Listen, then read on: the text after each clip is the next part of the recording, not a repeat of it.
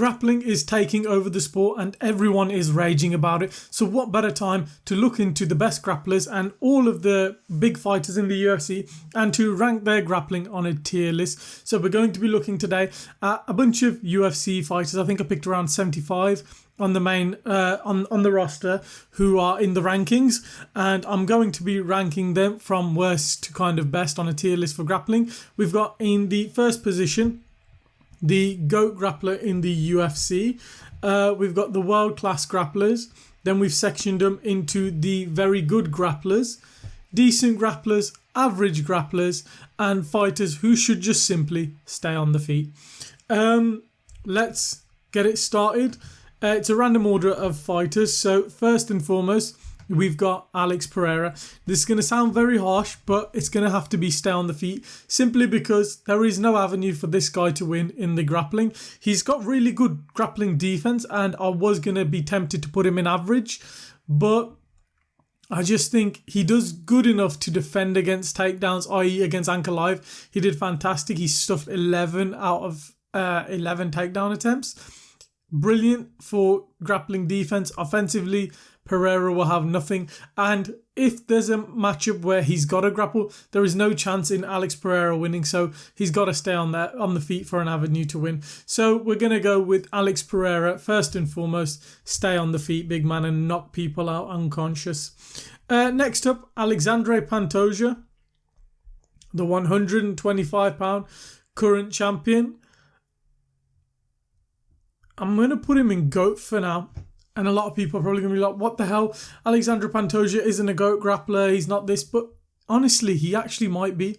He's not polished on the ground. And a lot of people in the MMA community, where they're like, oh, this person's a boring grappler. He's just control. He's just blah, blah, blah. Pantoja, his grappling isn't polished and he makes mistakes. But he goes out there and gets the finish. And these guys who will say to you and say, oh, Marab's the best grappler in the UFC, but he's boring, he doesn't get finishes. Okay, Pantoja's not as polished, but he's getting finishes. So what do you rank? Is it the control, the steadiness of the grappling, or is it the chaotic nature, but you're getting finishes? You know, it swings and roundabouts with that. But on the ground, he's dominated pretty much. He struggled against Steve Erceg, who had great defense and was a bit more difficult for him. But recently, Asakura dominated him on the ground. After Asakura beat Kai Kara France on the ground, controlled Brandon Royval on the ground. He's got finishes. He's getting better with his grappling. When he sinks you, when he gets you back and sinks you to the ground and gets that rear naked choke, he's finishing guys left, right, and centre. And the way he's getting these takedowns and mixing up with his grappling, it's not beautiful, but it's damn effective. And he's putting up a resume which is, becoming slowly comparable to Demetrius Johnson. So most definitely deserves his place in GOAT Grappler.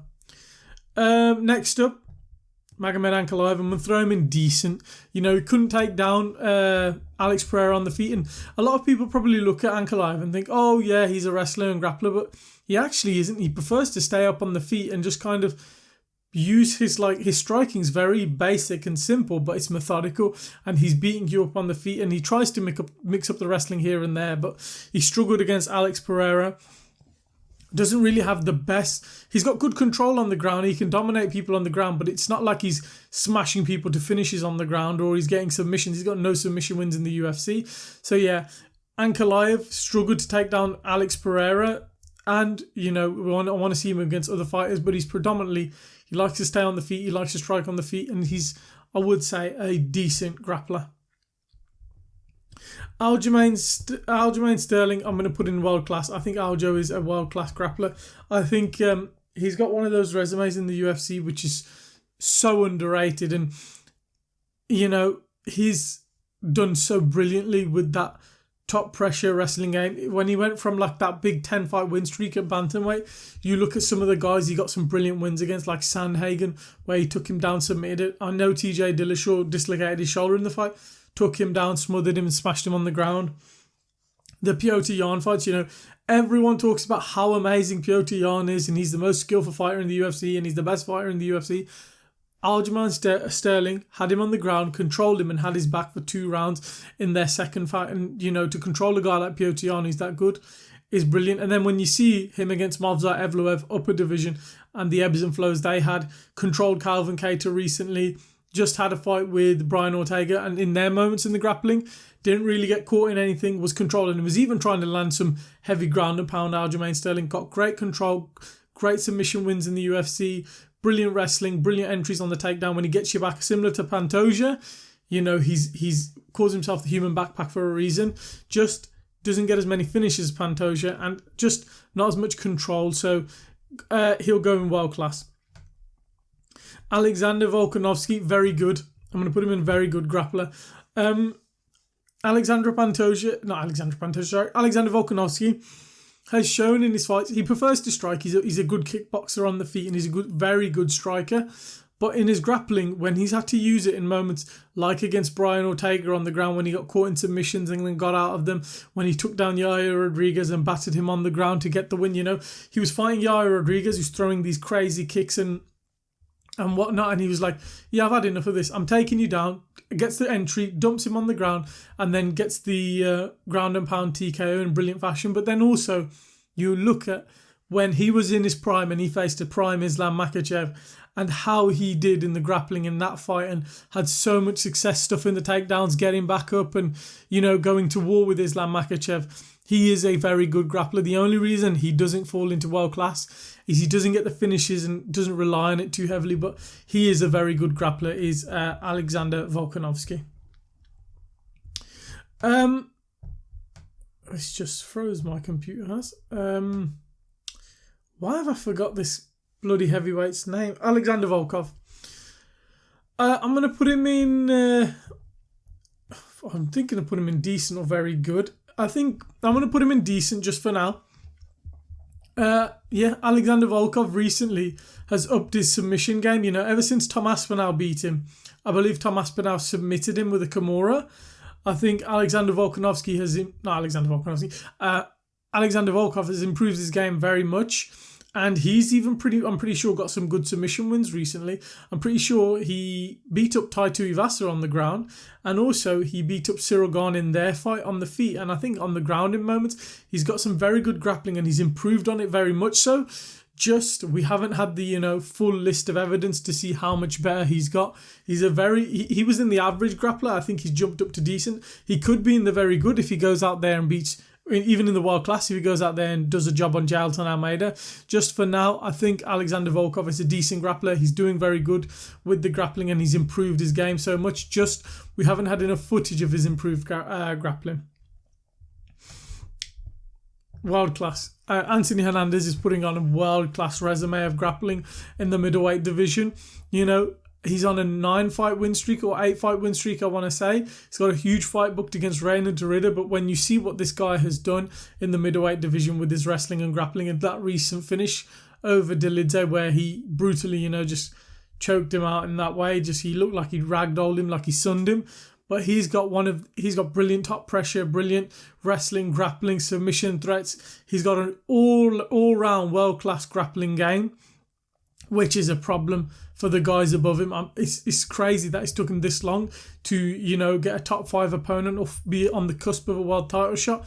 But he's finally got there. He's gone on this amazing run in the division and definitely deserves his spot as a world-class grappler on this tier list. The worst grappler, arguably, on this list, probably Kaya Sakura. You know, takes on Alexandre Pantoja in his first fight in the UFC, gets absolutely schooled. And then most recently fights Tim Elliott, where he does good on the feet, and Tim Elliott's doing good on the feet, and then Tim Elliott takes him down. He gets back up slowly, and then Tim Elliott gets him down again, and Elliott gets the guillotine, and just stay on the feet, Kaya Sakura. Do not get mixed up with these grapplers in this division. They're just doing a number on you. To lose 2 submission wins on joining in the UFC when you had all this hype and pressure and all this, it's just not a good look for Kaya Sakura. So yeah, 100%, one of the worst grapplers in the UFC. And on this tier list, stay on the feet.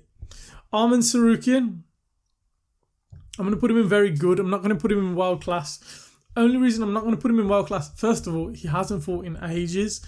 And I know he had moments of success throughout his career with his grappling. The Gamrot fight was legendary with their grappling and the scrambles. And then also against Charles Oliveira, Oliveira had success. I just think he's not controlling and finishing guys at the higher level like the world-class guys are. And also, he's not had as much competition against the world-class guys. I think he needs a big fight against one of the bigger names in the division. But he is a very good grappler. He's got great control on the ground, great awareness on the ground as well with his positional nature on the ground. He knows where he is, tries not to get in too much danger. And, when he popped himself out that guillotine, okay, his shorts were being pulled down a bit against Charles Oliveira. That takes some skills against a guy who's such a submission threat like Charles Oliveira. So 100%, Arman Tsarukyan is a very good grappler. Controversial, I'm putting Brian Ortega in decent. After that Aljamain Sterling fight, you're just shit, man. Like, Brian Ortega, I feel like, is one of the most, hyped, loved fighters by the fans. He came out with the Purge mask, he did this, but when he was fighting in the early days and he was getting those submissions and whatnot, it was great. But ever since these high-level competitions, Aljo's just schooled you on the feet and on the ground. Diego Lopez battered you on the feet and on the ground. Yair Rodriguez, okay, you submitted him, but he's shit on the ground. And then it's just like when somebody gives him some resistance on the ground, he can't do anything. Or somebody who's just aware with grappling on the ground, he just can't do anything on him. It was great at the start when he was getting guillotines and triangles and, he was in his T-City state. But ever since then, you faced Max Holloway and Max Holloway battered you on the feet. You couldn't take Max Holloway down and try and at least threaten submissions. He's a decent grappler, but there's nothing special. I think people overhype him. I think there was a huge wave. When Joe Rogan was blowing up in the 2016, 17, 18, 19 era, around that era, where Joe Rogan was on the grappling hype and he's always been on the jiu-jitsu hype, and he was like, oh, Kron Gracie's the next. Kron Gracie's shit. He's maybe a great jiu-jitsu guy, but he's a shit fighter. And this is what we're talking about. That's why I'm not saying who's got the best jiu-jitsu in MMA. I'm talking about who's the best grappler, and that's when you take in wrestling, grappling, submissions, the whole encompassing, ground game. And Ortega hasn't got that. He hasn't got that full ground game like a guy's like even Volkanovski. He hasn't got a brilliant jiu-jitsu game like Ortega, but he's got great control on the ground, great takedowns. When he gets you to the ground, he can ground and pound. Like, imagine Islam Makhachev versus Brian Ortega. Islam would school him. Now, look at what Volk did in a 5-round fight versus Islam Makhachev. It's not the same. A lot of people will look and go, oh my God, Brian Ortega's a way better grappler than Volkanovski. He's a great submission artist, but he's not a better grappler than Volkanovski. He's a decent grappler. So yeah, gets his spot in decent. Brandon Royval, very good grappler, I think, in this division, I think, again, against the top level, he struggled against Joshua Van. I don't even think he went for the takedown, really, in that fight. Just chose to stand on the feet with him. But when he has had fights where he's had to take people down and, against the lower end of the division, he's had a lot of success with his grappling. He's a very good grappler, but just needs to put that extra level and extra gear into it, finding the finishes, against guys like Pantoja.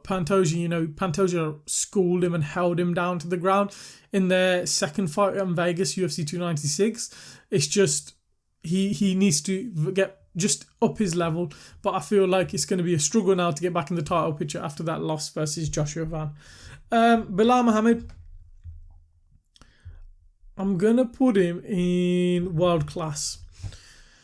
I know a lot of people don't like him, but it's his avenue to victory is his grappling. And when we saw his path to the title, it was through his grappling and wrestling, bar a couple of fights where he had success on the feet, i.e. Sean Brady.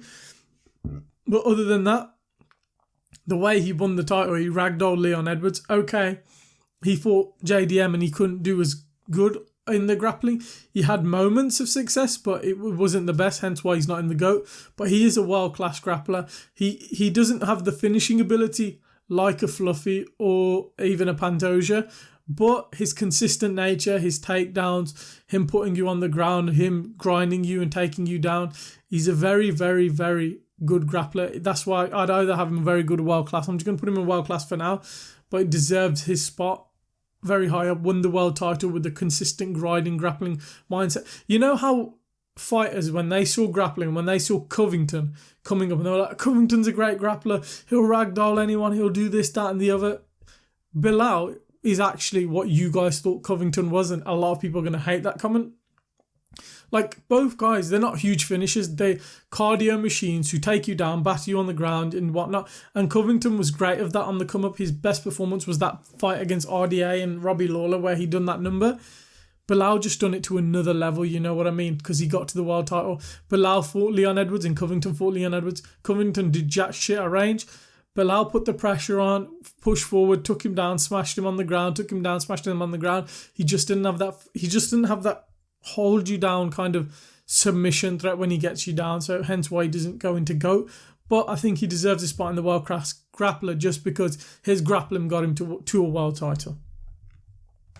Carlos Ulberg, stay on the feet. It's just self-explanatory. He's not a grappler. He's going to want to stay on the feet, the blackjack, but yeah, it's just self-explanatory. I feel like it'd be interesting to see him come up against a grappler, but I think in the light heavyweight division, there aren't any in the light heavyweight division. We went like, I remember when there was like OSP, DC, Jones. Who else was in that division? When there was a grappling threat, those three I think were the big ones, and then everyone else was a real striker. But at the minute, it's just a striking division. So yeah, he just needs to stay on the feet really. Brandon Moreno, I'm going to put him in decent just because he doesn't rely on it as much. He is a decent grappler. He's a very good striker. He's got an all-round great mixed martial arts game. He's great on the ground where he can get back up on scrambles. He's got good submissions, you know. Submitted Davison Figueiredo for the title against Amir Albazi recently. Kept Amir on the feet and didn't let Amir get any grappling off and just smashed him on the feet. He's a very decent grappler. He does his job. He's an overall mixed martial arts fighter. He doesn't rely on one thing. He relies on his overall game. So 100% deserves his spot in the decent grappler section. Goodness. Benil Dariush. Again, I'm going to put him in decent as well. I just think he's a decent grappler. I don't think there's anything special about old Benil. He had a fight recently, actually. I can't even remember who he fought. He fought Renato Moicano, to be fair. And I think he did do a number on Moicano on the ground. It's just, on his come-up, he had success. He had a great fight against Mateus Gamrot, to be fair. And he did do a number on Mateus Gamrot on the ground. Just, I think he is a decent grappler. I think after his losses and his struggles recently, he doesn't deserve to jump up too high, but he is a very, very, very decent grappler. Just something, again, akin to the others, needs finishes on the ground. You know, I feel like he does have better grappling than he does striking. Just, I would love to see him get submissions, but he did very good against Moicano, smothering him on the ground in their recent fight. So I will put him in decent. You've got to put Charles Oliveira in world class. Whether he lost to Ilia Topuria and Ilia Topuria got him in a crucifix straight away on the ground. Other than Ilia Topuria, Islam Makhachev, he had success against Arman Tsarukyan, remember? Other than that, he's done numbers on so many guys in the division. He's got the most submission wins in UFC history. He's one of the best grapplers we've ever seen. Had this been a few years prior, he would have probably been in the GOAT grappler list. And also recently, a lot of the times people were taking him down and he was just laying there. He's going for takedowns himself. He's looking for takedowns himself. You look at that Michael Chandler performance. He just took him down and controlled him for 5 rounds. He did excellent, did Charles Oliveira. He showed a different side of his game. Rather than waiting to be taken down and looking for submissions, he was getting the takedowns. He was great in the clinch. He was doing great work. He was patient. Just against the elite of the elite, like your Ilias and Islams and your Arman Tsarukyan's. He just couldn't get his finishing off and he couldn't outdo them in the grappling, but he is a world-class grappler, is Charles Oliveira, and deserves huge respect, especially for his submission threats and his submission ability. Who have we got next? We've got Caio Borralho, who's fighting next week in... I forgot the name of it. Paris. I'm going to put him in very good. I think he is a very good grappler. I think he's got an all-round very good mixed martial arts game. I think Caio does very good with his control. When you look at the fighting nerds, they're all very exciting, very explosive, very crazy. I think Caio's a bit more polished and he's not as reckless as those. Like Huffy got a blooming spinning wheel kick. The Carlos Prater's got a spinning back elbow. Jean Silva's doing madnesses on the feet, KOing people and finishing people. Caio doesn't have that, but he's got great grappling and great control on the ground, and he can do a number on a lot of people, and he's very strong, he's very big for 185, and it's going to be great to see what he does against Nasruddin and what Nasruddin does against him. I think that will be very telling, but I think Caio Borralho is a very good grappler and a very underrated one. Like, a lot of people are just thinking Nasruddin Imavov's going to walk over him, but I just don't think it's as cut and dry as that. I think Caio Borralho has a very good opportunity to outdo Imavov and potentially win a decision in that fight. But yeah, 100% Caio Borralho is a very good grappler. Up next, Carlos Prates. 100% for Carlos Prates. It's going to have to be stay on the feet. I don't think there'll ever be a way we're going to see Carlos Prates winning by grappling or submission. You know, Ian Gary, who is a very smart fighter, as much as everybody hates him, Ian Gary knew straight away, if I'm fighting Carlos Prates, I need to grapple straight away.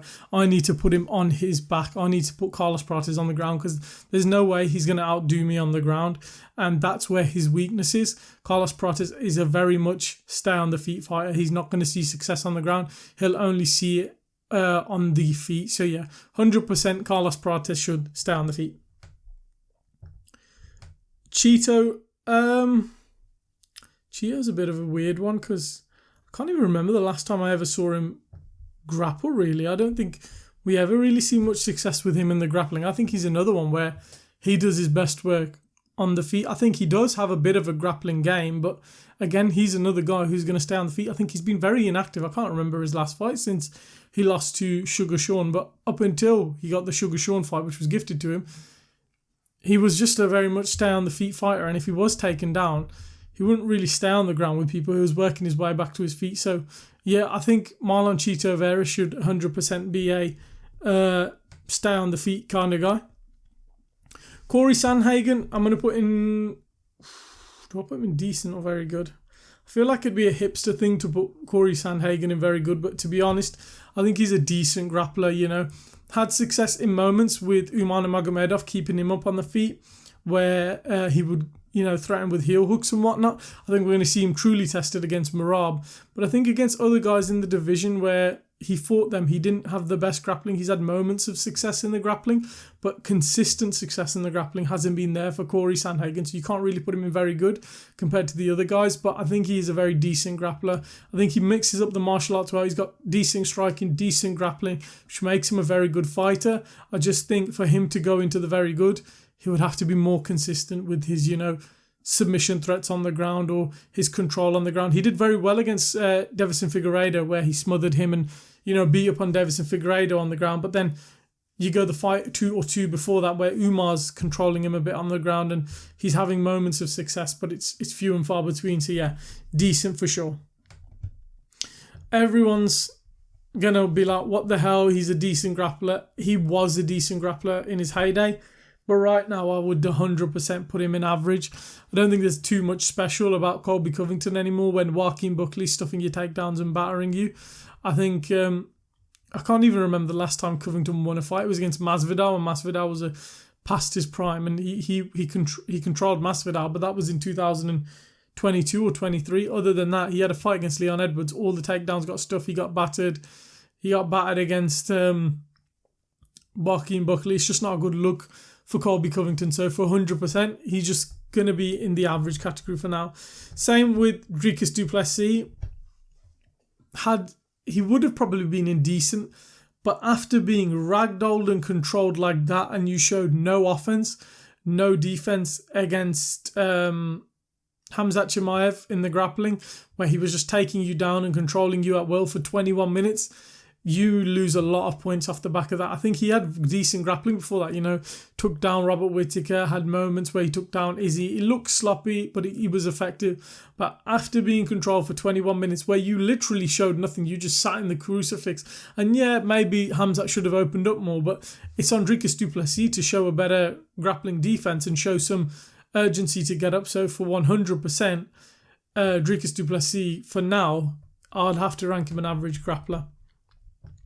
Curtis Blades is a very good grappler in the heavyweight division who's seen a lot of success in the years with his grappling in the heavyweight division, just against some upper echelon opponents, i.e. your Tom Aspinalls, and some KO artists like Derek Lewis, Francis Ngannou, Sergey Pavlovich he's knocked out, but other guys in the division he's faced, you know, Jailton Almeida, he had success against Jailton where he KO'd Jailton on the ground. He's got good grappling, good control, smashing elbows on the ground, you know. He's got some brutal elbows. I think he elbowed Alistair Overeem through the canvas, if I remember correctly. Just got a very good grappling game. Has Curtis Blades for the heavyweight division. Derek Lewis, oh, come on, Black Beast. And a lot of people are going to be like, what? Derek Lewis has to be stay on the feet, and he should be. But the fact, there has been fights where this guy shouldn't get up, and he's got a heavyweight wrestler on top of him, and he just gets up out of nowhere for that, and just breaking the laws of grappling. You deserve average grappling, because there's been moments in fights, somebody's beating up on Derek Lewis, and then all of a sudden, he's just got up and he's just like, oh yeah, I'm just going to stand up. It's like it breaks the laws of grappling physics. So for that reason, he gets to go in average grappling. You know, that's 100% respect on Derek Lewis. Diego Lopez, I'm going to put him in decent for now. Just because he doesn't rely on his grappling, because I actually do think he's got very good grappling. Just I want to see more of it in the octagon, you know. Against Volkanovski, I think he did want to think. I think he had an avenue to win where it was like, I'm going to KO Volkanovski, but he could have mixed it up as well. Against Evloev, he had moments of brilliance where they were scrambling on the ground and whatnot.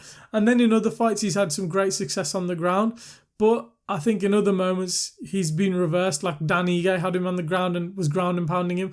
Okay, it was off the back of a striking war in the first 2 rounds, but still, I just feel like he can have great grappling in moments and he can have decent grappling. So I'll edge him towards the decent. Cyril Gane, 100% stay on your feet. Don't grapple. The fact John Jones took you down and submitted you in a guillotine in 2 minutes. You know, Alexander Volkov had you down and you robbed him from a win. There's just been moments in his career. Francis Ngannou, you know, Francis, he was out striking Francis on the feet, but when Francis did, I've had enough, I'm going to grapple. He was out grappling Cyril Gane, and, you know, Francis has huge strength, so that's why it's a struggle, but 100% he needs to stay on the feet should Cyril Gane. Davison Figueiredo, I'm going to put in decent. I think he is a decent grappler. I think he's had moments of success in the grappling, you know, where he's fought early on in his career. I think after his jump up into bantamweight, like against Moreno, he had success in moments in the grappling. I think in his run in the flyweight division, he had success in the grappling.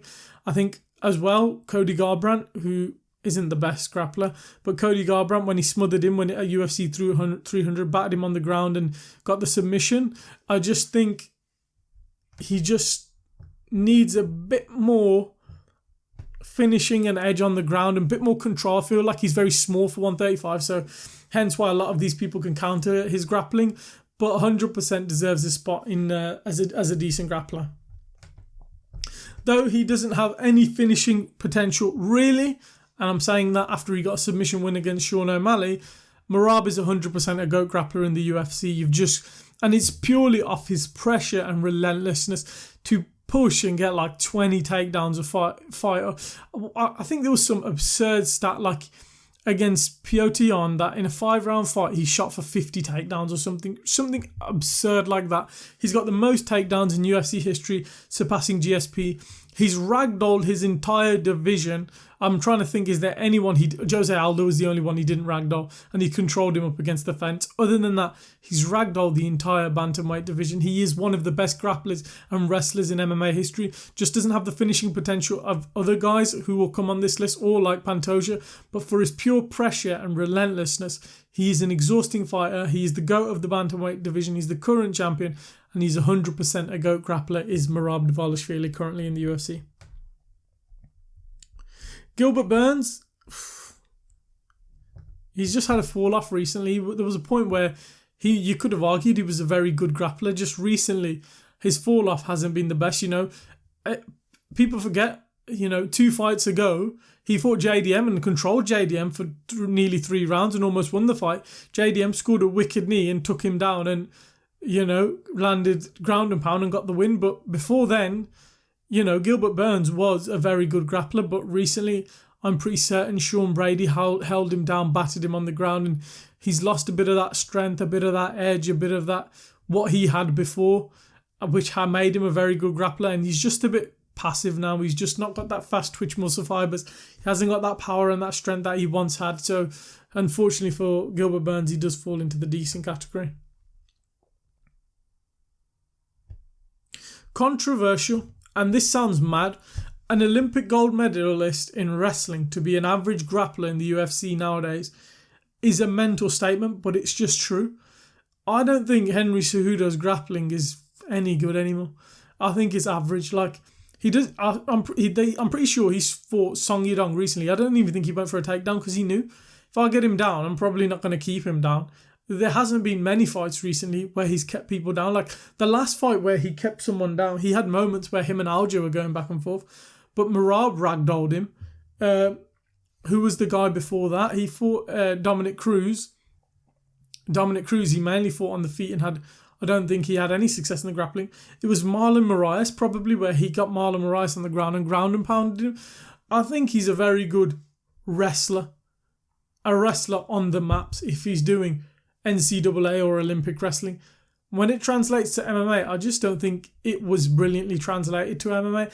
I think he is one of the most, and it pains me to say because I actually like him, one of the most overhyped fighters of all time. Like a lot of people go, oh, he's the best combat athlete ever. He's got a gold medal. Great, his accolades speak that. But when you look at the nuance and, under a microscope, his career and just properly analyse it, it ain't that special. And his grappling in MMA ain't that special. If he went back down to 125, or in fact, if Pantoja came up from 125 to 135 and fought Cejudo, I think Pantoja has his way with Henry Cejudo, and I think he submits him. That's how average I think Henry Cejudo's grappling is as of today, which sounds crazy for an Olympic gold medalist to put him in average. It's just the case. Dricus du Plessis, you are a duplicate, so we can just shove you back there for now.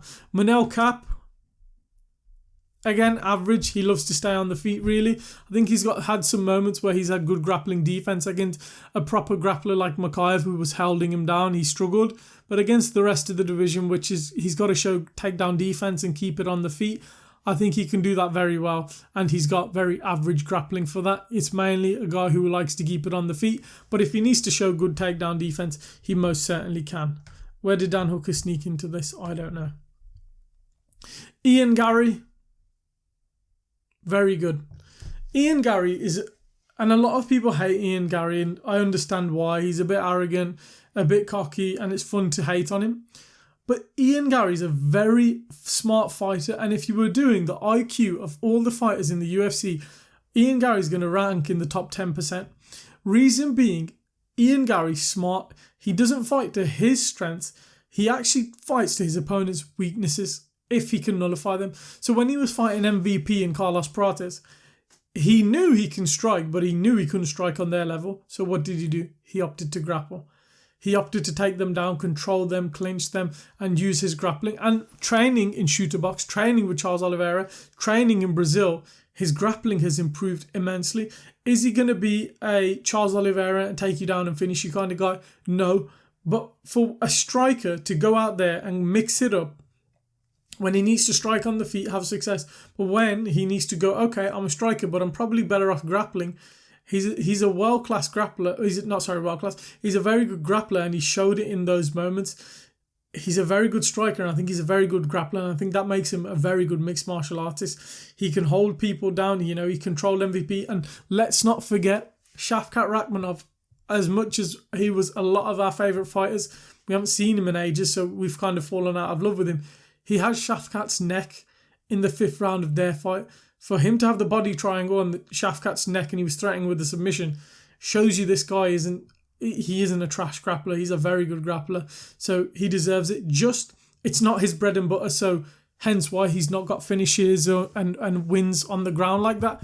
But he's got enough in his game and his locker and awareness to control people, to win rounds, steal rounds and win fights, which is most important. So hence why he gets in the very good category. Movsar Evloev, world-class grappler. He needs it to win fights. He's not going to win a stand-up war against you. He's going to take you down, control you on the ground, and smother you on the ground. Just misses that world-class finishing ability.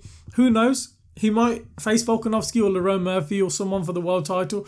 And next thing you know, after winning that fight with them controlling and pressure grappling, he may get into the GOAT grappler spot. Just for now, getting a 9-fight win streak in the featherweight division with predominantly your grappling, smothering people, winning 9 decisions, using it to affect and fighting got good guys as well. He's fought the best competition out of all the contenders. And he got a brilliant win against Aljamain Sterling. Their fight was fantastic. You saw the transitions on the ground and Evloev was the one ending up on top. Deserves his spot in the world-class grappling. Stylebender, stay on your feet. I know in his heyday he was having success on the ground where he was stuffing takedowns against Marvin Vettori, Robert Whittaker, Jared Cannonier. But when he faced guys bigger than him like Jan Blachowicz got him down. And then most recently, Dricus du Plessis got a lazy takedown on him, got him down and submitted him. Izzy ain't going to win any grappling tournaments anytime soon. He's not going to be a grappling specialist anytime soon. He's at the end of his career. And 100% for him to have success, he needs to stay on the feet. So yeah, deserves a spot there. Ilia Topuria. Do I put him in world class or do I put him in GOAT? That's the only question. I'm going to put him in GOAT world class for now. Because to be honest with you, he could arguably be in the GOAT for grappling and the GOAT for striking tier list. He is that good. I'm just deep that. He may have the best striking currently in the UFC and he may just have some of the best grappling in the UFC, which is mental to be that good of an MMA fighter. When he's been to the ground, he is not shy. He knows what he's doing. He prefers to keep it on the feet because he can flatline KO you. But if he needs to take the fight to the ground, he's more than well aware of how good he is. Charles Oliveira was trying to take him down. He reversed that, took Charles down instantly. I'm pretty sure got into mount or got into a crucifix if I remember correctly, and then smashing Charles on the ground. Charles was threatening with a leg lock. Ilia Topuria was like, I'm in control, I'm fine, and then worked his way back to his feet. And then against guys like Bryce Mitchell took him down, no problem, had his moments of control, and then when he had to take it to the ground, he smashed Bryce Mitchell on the ground. Ryan Hall, who tried to grapple with him, he was like, yeah, I'm not having any of it, ground and pounded him to death. He's got world-class grappling, does Ilia Topuria. I'm not going to put it in GOAT just because we haven't seen enough of it and he doesn't have to rely on it. But you can just tell he's got world-class grappling. It's just we want to see him against an Arman Sarukian, a Paddy Pimblett, and Islam Makhachev, where we get to see him, how he is on the ground. Can he stuff the takedowns, which I think he can, keep it on the feet and knock out these opponents. He's got world-class grappling, Ilia Topuria. Dan Hooker, another one, stay on the feet. He isn't going to be, again, doing anything on the ground. Whenever he's been taken to the ground by some of these guys, he struggled. He had some success, if I remember correctly, against Mateus Gamrot. They had a fight of the year contender. But for the most part, when he's fighting these elite, top pressure, heavy wrestling grapplers, they've took him down and they've had their way with him. I remember Islam Makhachev taking him down in a minute and submitting him via Kimura. So 100% a guy who needs to stay on the feet.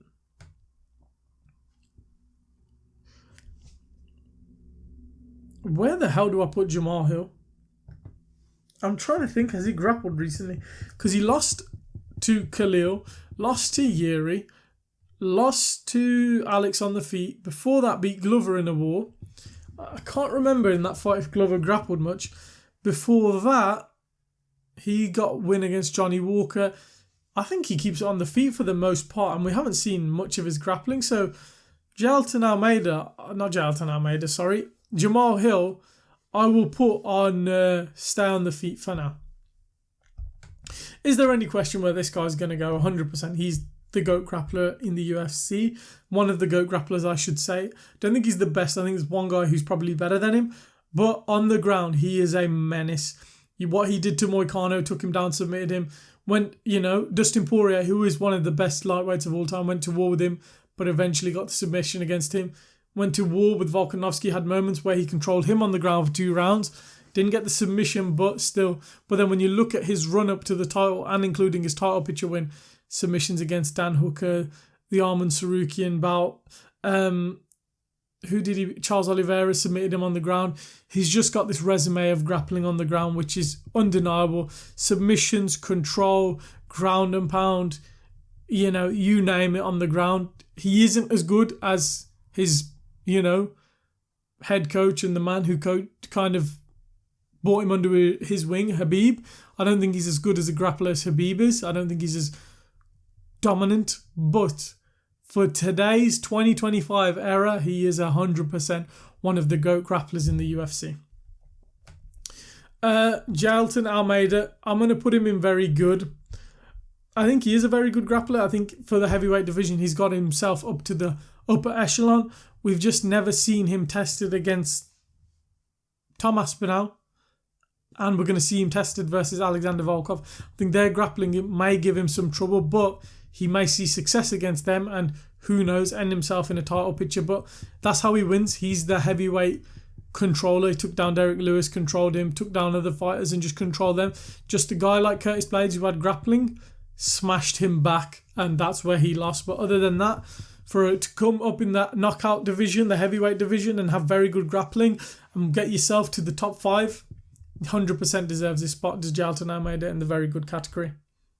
Jan Blachowicz, decent grappler, had his famous title defense against Izzy using his grappling, but then against other guys, hasn't had as much success in the grappling. Sometimes he doesn't even use it. Sometimes he just keeps it on the feet.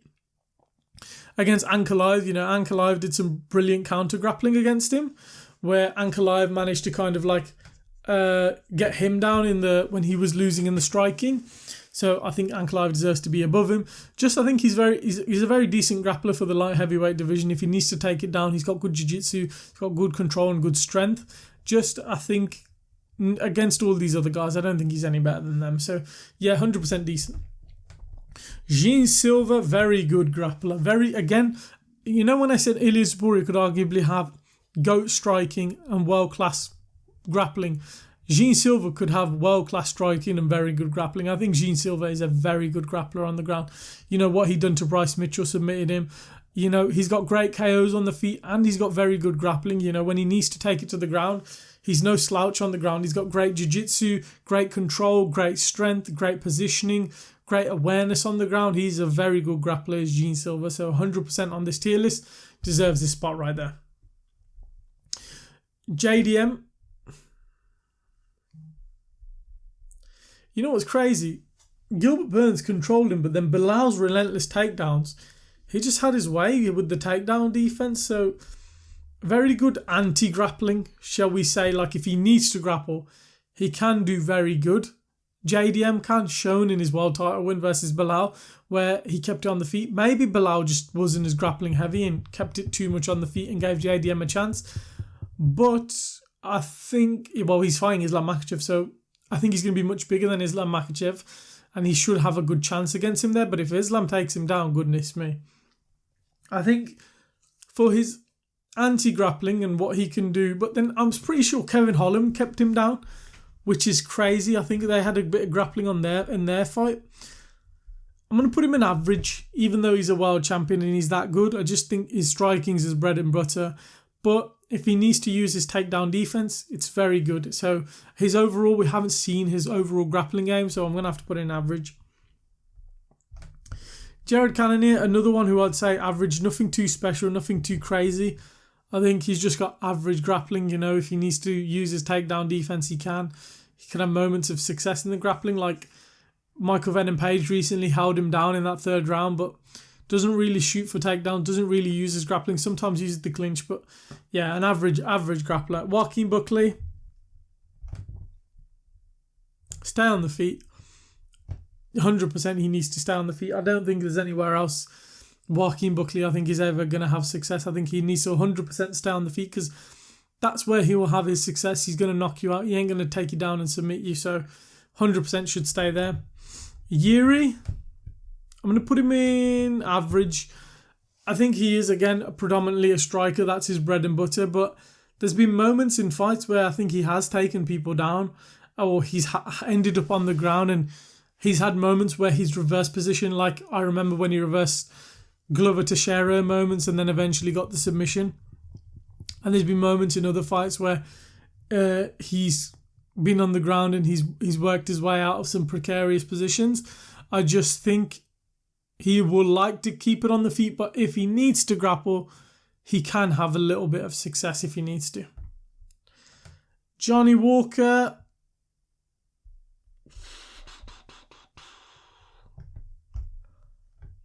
I'm trying to think of Johnny Walker's recent resume because I'm filming this after the UFC Shanghai fight where he shot for the takedown straight away and he was literally controlled on the ground by Zhang Mingyang until he worked his way back up. Or Zhang Mingyang, I think, forced him to stand up. He's a guy who wants to keep it on the feet. I think on the ground, he can get in trouble and can get caught in something. Like even when he fought Paul Craig, he KO'd Paul Craig. He didn't go to the ground with Paul Craig and try and play that game. He's 100% a stay on the feet fighter. Justin Gaethje, again, someone who is touted as such a great D1 wrestler and does whatever. I think he's got great grappling defense. Like, when Michael Chandler took him down, he Granby rolled and reversed positions and whatnot. He's great defensively because he doesn't use his grappling offensively. He's a stand and bang fighter. He wants to KO you. He wants to put on the most exciting show. Hence why I'm just going to put him in average just for his defense. But other than that, nothing really special coming from Justin Gaethje. Kai Kara France, stay on the feet. You're not going to see Kai Kara France winning any jiu-jitsu tournaments anytime soon. He's 100% going to stand and bang on the feet. And we saw what Pantoja did to him on the ground. That was a drubbing. Pantoja grappled him for 3 rounds, controlled him on the ground, submitted him and made him look stupid. So 100% Kai Kara France needs to stay on the feet. World class. He is a world-class grappler, is Kamaru Usman. And you know what? Kamaru Usman, I feel like in the top 10 or top 15 all time, doesn't get enough respect. He is so good. When he came on the coming up, out-grappled everyone on the feet, Even Woodley smothered and smashed him for 5 rounds. I remember he was boring very much. So he was a minute away from beating Leon Edwards, out-grappling him and dominating him. It was just after the Edwards loss, struggled with the grappling in the third fight against him.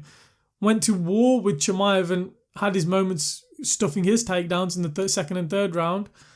And then after this big layoff, coming back and smothering and dominating a young, hungry Joaquin Buckley. He's got a resume of a world-class grappler. Just because he isn't at his upper echelon best, I'm not going to put him in GOAT. These 3 are world champions, even though he's a vacant and just vacated his belt. Had this been the Usman of 2020, 2021, he was in GOAT for sure.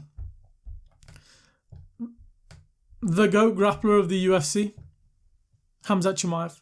I don't think there's a better grappler in the UFC as of now in 2025. He just ragdolls and dominates you. And the fact now he's got that ability to just keep you down and control you. This is a nightmarish grappler. That was the one thing about Chimaev. It was very crazy, explosive, submit you, finish you, which was exciting. But did he have the ability to hold you down and control you? And that's what none of us knew. Guess what he does? And it's scary. He can hold guys down for 21 minutes. And yeah, it's not exciting. But the fact he can do it to some of the best middleweights in the world, it's crazy. It's going to be great to see him against grappling threats. We've got Anthony Hernandez. We've got Rainier Derrida, who will be up next. We've got Imavov and Kaio, who have both got very good grappling. Just, this guy is on another level with his entries of his takedowns, with the speed of his transitions on the ground, with knowing where to be next. And also, he didn't finish Strickers, but he's got finishing potential on the ground. He's 100% the GOAT grappler in the UFC at the minute.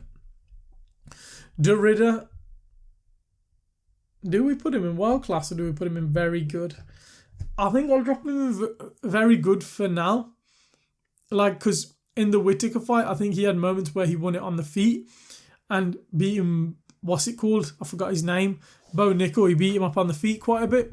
I think Derrida is a very good grappler. I think the one thing about Derrida, he's tall and he's big, but he's slender, so he seems very weak.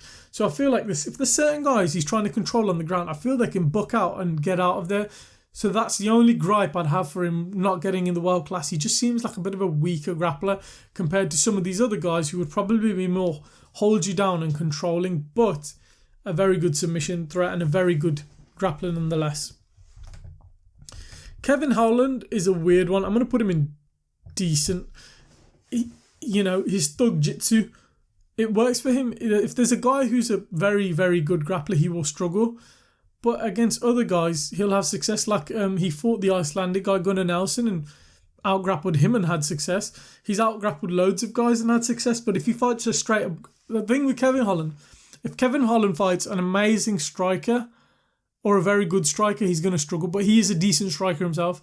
If Kevin Holland fights a very good grappler, a world-class grappler, he's going to struggle. But he's a decent grappler himself. You know what I mean? He's got enough in the striking and the grappling to beat those below him. But just the guys above him, he'll struggle with. So he is a decent grappler for sure, though. He's got some good submission wins and some good grappling moments in the octagon. Just again, when he fights a go, i.e. Khamzat Chimaev, he gets ragdolled. But then when he fights someone like Gunnar Nelson, where Gunnar Nelson's got very good grappling, he had success in the grappling, did Kevin Holland. So deserves his spot there. Lerone Murphy. I'm trying to remember Lerone Murphy's career. Has he even fought a big grappler in the featherweight division? Off the top of my head, I don't think he has. I can't remember his recent resume. But he's 100% a fighter who's known for his striking and keeping you on the feet. He wants to, stay at range. That's the big thing about Lerone Murphy and why he was such a decision merchant. The Josh Emmett fight, he fought very conservatively, and he stayed on the feet and he stayed at range where he was piecing up Josh Emmett on the feet and Josh was getting frustrated. He's 100% a guy who doesn't want to face a grappler. I think Movsar Evloev would be a very tough matchup for Lerone and he could drown him. So I think 100% Lerone Murphy needs to stay on the feet. Leon Edwards. Only reason I'm going to put him in average, the fact in that third fight and fight Colby, he became champion when this welterweight division was full of grapplers and wrestlers. Colby Covington, Kamaru Usman, Gilbert Burns, even Khamzat Chimaev was there at the time, even though he missed weight a few times. And for him to become champion in that era with his striking heavy style, using his grappling defense to kind of nullify Usman, whatnot, he's 100% a guy who wants to keep you on the feet. But do remember, he took down Usman and had Usman's back in their second fight and threatened with the choke. He did take down Colby Covington, even though Colby reversed the position. I know Bilal ragdolled him and had his way with him, but he reversed the position at the end of the fight and throwing elbows. He's not inept on the ground. He does have average grappling, Leon Edwards. Just he's very laboured in the octagon, so if he had to grapple, he wouldn't be the best. He 100% is better on the ground, but just due to his grappling defense being there, I know against Sean Brady, it wasn't there, Sean drowned him.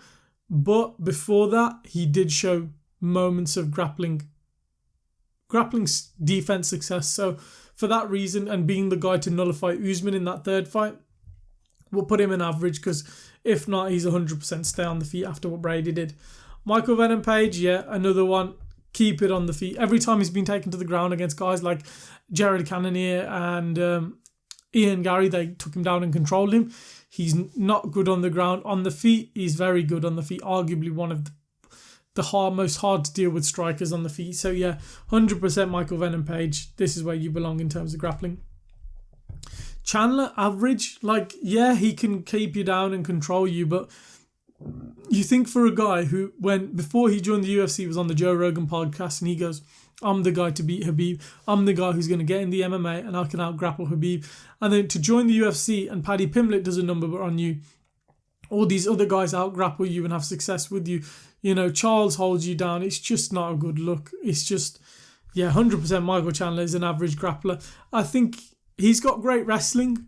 Standalone wrestling. He can take guys down. He can control them at times, but it's nothing special. It's like the Cejudo effect. Cejudo's a gold medalist, but in terms of MMA, it's some of these guys who are just athletic and got jiu-jitsu. They can do a number on you. Nasruddin, we'll put him in very good next to Kaio because these two are going to fight, but he's got very good grappling. I think he's got another overall great mixed martial arts game. He can, out-grapple, control people on the ground, have success against them on the ground. He's a very good grappler. He's just, again, we want to see him. I think this Carl Bahalia fight's going to show us a lot. but also when he fights Derrida, when he fights Anthony Hernandez, if he fights Khamzat Chimaev, we're going to get to see the level he is truly at. I think he was once scheduled to fight Whittaker, and the fight fell through. That would have been a great fight to see how Nasruddin would have done that fight. Paddy is a very good grappler. You could arguably, only reason I'm not going to put him in world class, he's not for world class competition, but Paddy Pimblett is a very, very good grappler and deserves his spot here.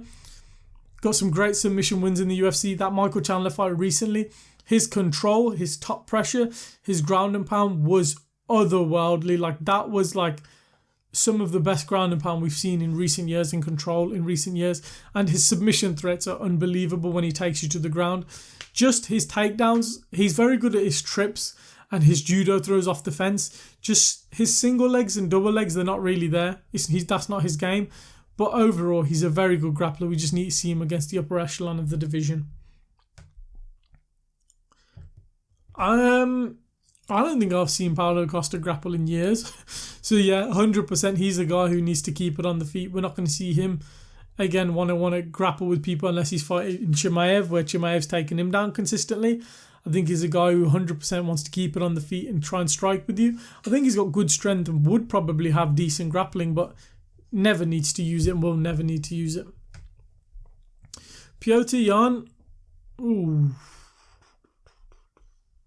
Who was his most recent fight? He beat Marcus McGee on the feet. Before that, he beat Davidson Figueiredo on the feet. But Petr Yan is just that skilled and that good. He's got very good grappling, you know, with his trips, his takedowns. If he needs to mix it up, he's good on the ground. He's just got that control and submission ability like others, but he is a very good grappler and he's a very good counter grappler. He's got very good, like, bar Aljamain Sterling, who got his back, and Merab, who's relentless. Other than that, his counter grappling against the rest of the division has been brilliant. Like, he's had a number in his defensive grappling. So yeah, Petr Yan, I'm going to put him very good. Moicano, I'm going to put you in decent just because your last two losses weren't the best, but before that, if this was last year, he'd gone in very good because he had some very good wins, especially that BSD one where he controlled him and battered him. But, you know, old man Beneil Dariush controlled you on the ground and battered you. And then before that, you got a world title shot against Islam Makhachev and he took you down and submitted you in about 5 minutes. So, yeah, Moicano is a decent grappler and deserves his spot there. Dolidze, another one. He's nothing too special. If he needs to use it, he's decent, but again, nothing special. And after what Anthony Hernandez did to him, yeah, you ain't going at anything above decent. He's had moments where he's had to use it. I think it was the Anthony Smith fight where he had Anthony Smith down and control him when he first came up at light heavyweight. Yeah, but other than that, nothing too special. Robert Whittaker, average. I don't think there's anything special about Robert Whittaker's grappling. I don't think he's ever used it to any effect in the middleweight division recently. I think ever since he's got to the world title and been in the title picture, there's been nothing about his grappling. I remember when he was fighting Izzy the second time and people were like, oh, he's going to have success. He's going to use his wrestling. Like, Izzy had success defending his takedowns. Like, Robert's grappling is nothing special and nothing to be marvelled at. And when you saw what guys like Chimaev did to him, and I'm pretty sure Derrida had him down for moments, yeah, Whittaker's nothing special. He's an average grappler. Up next, oh, this fucking ad is pissing me off. Up next, we've got Dom Reyes.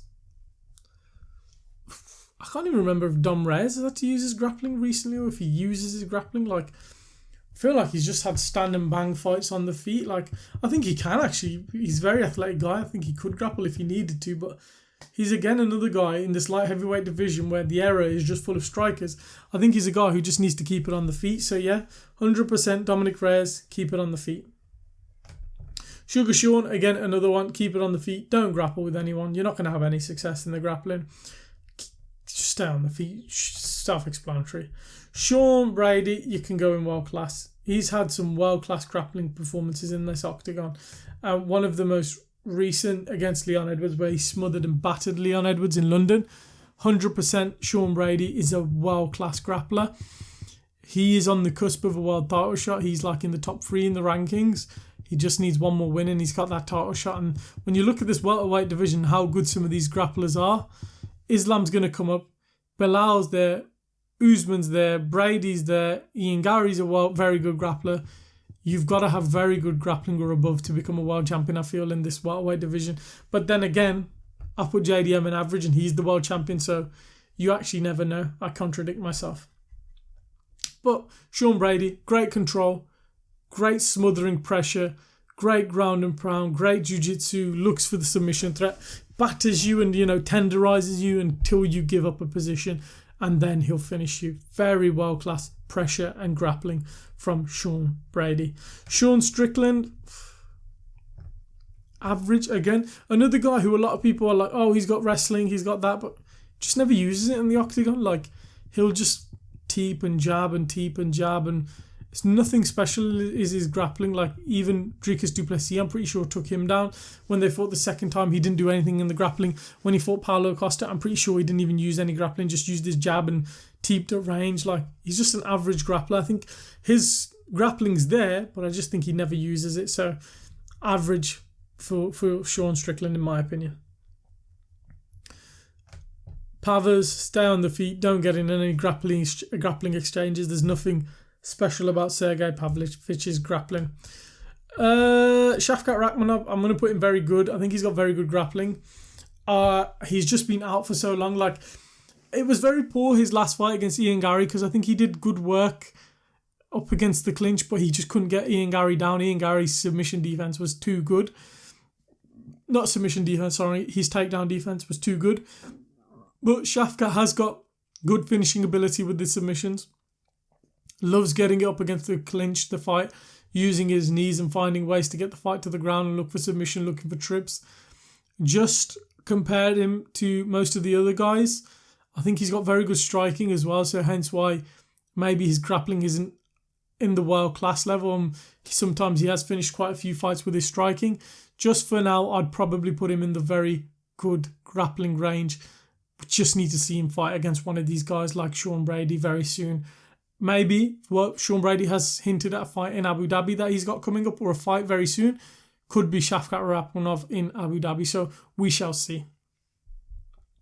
Up next, we've got Umar Nurmagomedov.